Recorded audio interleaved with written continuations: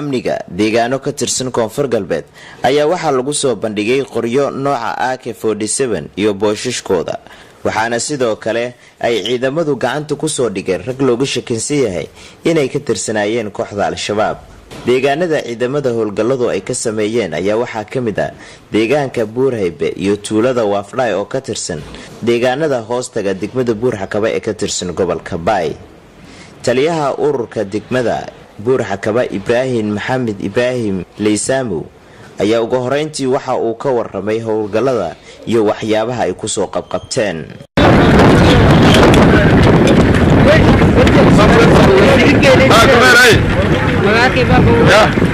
howlgal oo xalay degmada Buurxakaba agaarsha lagu furiyay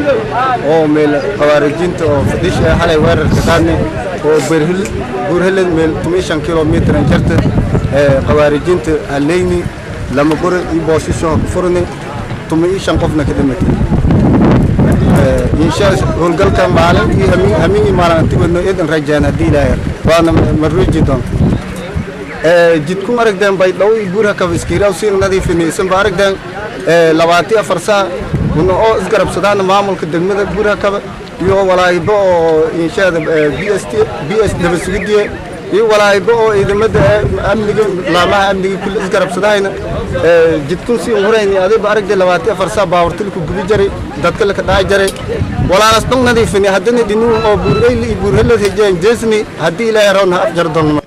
ugu dambeyn gudoomiyaha degmada Buurxakaba Maxamed Ibrahim Nuur one time